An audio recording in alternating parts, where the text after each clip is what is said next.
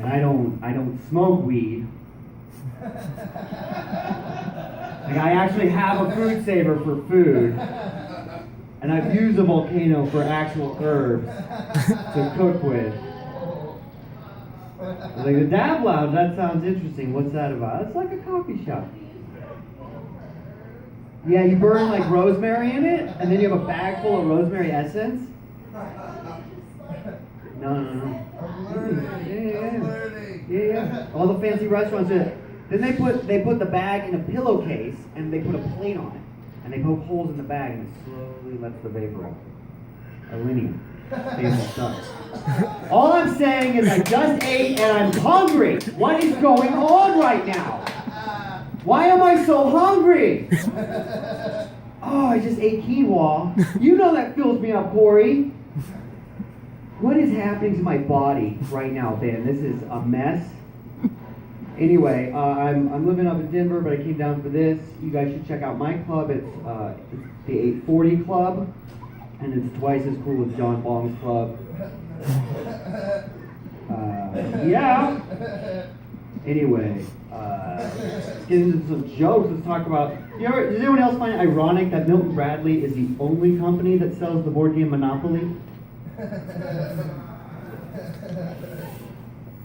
When I was a child, I was very nervous, a very anxious child. I was convinced that I was the only person who could prevent forest fires. So summers were very stressful for me. Come July and August, I was just walking around apologizing to everybody. My bad, guys. My bad. I wish my dad would stop referring to the dog as mixed race. Gets very awkward. The organization Doctors Without Borders are really cool. Doctors Without Boundaries are not. Was that last touch medically necessary? I don't know. Put gloves on. That's what I tell them. Put the gloves on. Well, folks, I know you can tell just by looking at me, it's true. I was homeschooled. This is what we look like. We get out eventually. I had a full scholarship, K through 12. Full scholarship. Didn't miss a day. Missing every day of school. I used to watch a school bus drive by in the morning and wave goodbye to all the future opportunities that would never be available to me. Goodbye, steady employment, or being able to relate to people in a meaningful way. Every morning! Have you ever watched a school bus wistfully? It's a dark place to be. Very dark. So my grandfather was from the east side of Chicago. He was a fish. Let's see. Being homeschooled, turns out my father was a school bully. You know, he'd give me an allowance every week and then immediately demand all the cash I had on me. Very strange ritual we had. I was homeschooled, which means that I still have no idea what a clitoris is, and I'm too embarrassed to ask at this point. But when I was younger, my brothers convinced me that the Clitoris was an all-girls band whose albums were really hard to find. So I'd just be wandering Barnes and Noble asking anyone if they'd seen the Clitoris or knew where it was, what section. Could you point to it?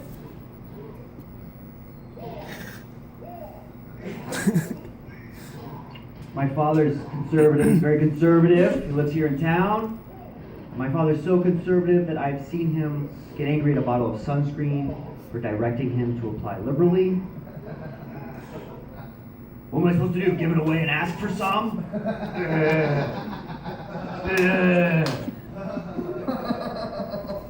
My dad's the kind of guy who's pro-Israel, but kind of anti-Semitic. I guess cognitive dissonance only affects those who can have two thoughts in their head at the same time. So I'm a considerate lover. I think of myself as a considerate lover. I always let the video finish. Every time. I'm like, this, you have your fun. The internet porn's exhausting though. Like, who can keep up? Slow down with all the new releases. So much. And not a single video passes the Bechdel test. I'll tell you that much.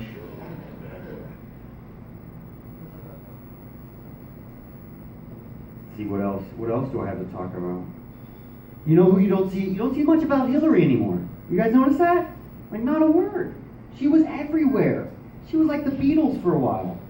And just nothing. Not a thing. Just don't see that much.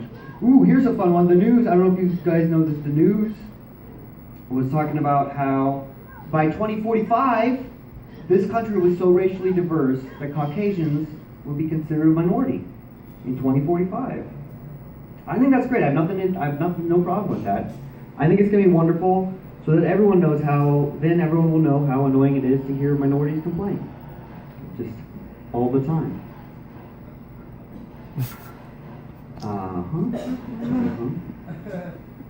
I just ate and I'm just so hungry. I don't understand what's going on. Because I don't do the pot. I don't do it. I can't. I just don't have the brain chemistry for it. I freak out. I've tried it. I freak out. Part of me is still high from 12 years ago. See, he's there. He's on the couch inside of me, unable to move, thinking about how the future is bleak. He was kind of right, in part. Where's Dave at? Like, he needs to settle down. He was upsetting me earlier, like he's very distracting. This Dave guy, I'd say get rid of him. Put it in the suggestion box. Some people say Black Lives Matter, and then some people say all lives matter.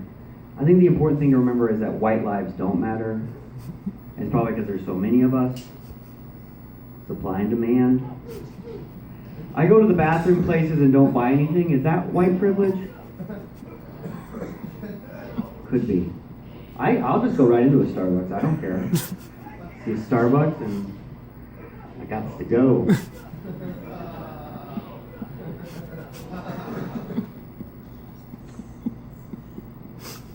So I experienced a lot of false alarm raptures as a child, in my childhood. Anybody else? False alarm raptures? Do you know how many false alarm raptures I experienced? It turns out they were all false alarms. Not a single one was the real thing. They were all a letdown. You know, you get all excited, you pack up your stuff, you get in the woods, you're waiting for these things to happen, and it's just nothing. No fallout. It's a letdown.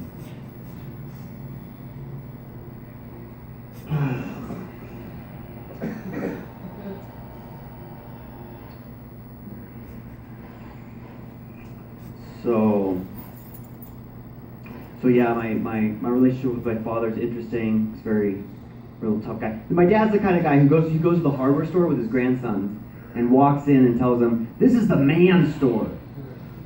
And I'm the kind of guy that walks behind him yelling at women, asking them if they know if their husband knows that they're there. Hey, Tom said that you can't be here. That goes over real well. Before I saw the movie Star Wars, I had no idea that a father was capable of apologizing. That's it. I would just watch that part. I would rewind it over. I wore out the VHS in '93, rewinding that over. Luke, you were right. What the fuck is that? What is he doing? What does that mean? You guys want to learn a little anatomy? A little stuff about the body. The male penis, the human penis, has got the bulbous end because we evolved to during intercourse, the penis shaft pumps out other male sperm that's in there, semen that's in there from a previous lover. And I say, way to slut shame evolutionary biology. What the fuck? It's 2017. Jesus Christ. Such a disappointment. Man, I think this is a contact high, to be honest, because I'm not quite sure what's happening. Is that what it's like? Is that what? Like, I'm uncomfortable and extremely comfortable at the same time. Like, right in the moment, part of my body is like, this is all right, and the other part's like, no. The last time I got high, I helped my brother grows, and I help him make the weed butter, and then we make edibles. And because I worked at the Broadmoor for 8 years, I trained in the chef program, so I can make a little butterscotch once in a while. So I made salted caramels with the weed butter to do something fun. And then he decided that since it was so good with a little salt, that it would be really great with a lot of salt. And so we just had a giant tray of salt lick sugar wads of weed that he then couldn't get rid of, so he's just giving it away to people. And then I went camping down by Sedalia or somewhere, and my friend and I, he had them. He had to get high to then be able to eat them because they were so salty, but he just flew right past it. And then I tried some. I was like, oh yeah, we're camping, this could be good. I won't get paranoid and freak out that the cops are coming, because when you're out camping, there's nothing to worry about at all. You're gonna be cool. And then every rustling whisper of the wind was like a bear coming down out of a hibernation. I smell caramel! And I'm in like a tent trailer, just on like a platter, just right there for him. Now my mouth is dry. That's interesting. It's really. It's like I got peanut butter, but I don't have any peanut butter. You know?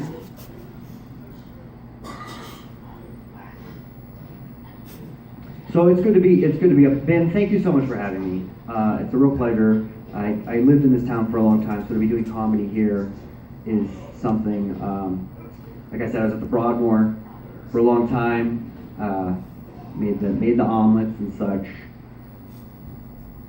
It feels great to be here. That's probably the Zoloft talking, but it just feels really good to be. And I was just about to say something like 2 seconds ago. What is happening? It was right there. Yeah, everyone said this was a cool mic. This was a good. There we go. Thank you so much. It's so nice of you. The Nestle, it's pure life. Pure life.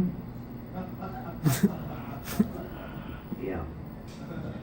I was just saying something. It's nice to be here in Colorado Springs. Oh, it's good to be doing comedy again. Because a few years ago I was doing comedy. I was doing real well, and then I hit a little slump, and I got down on myself.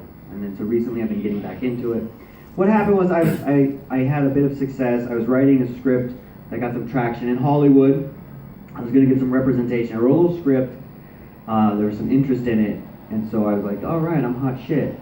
The movie I wrote, it was called The Horse's Speech, and it was about a talking horse who was in line to be the King of England, but he had a speech impediment.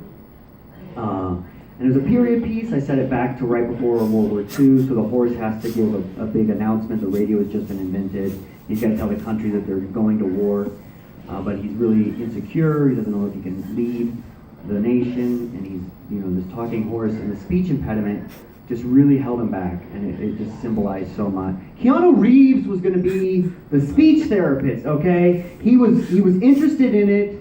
I was about to get an agent. I was going to write. I was going to be somebody.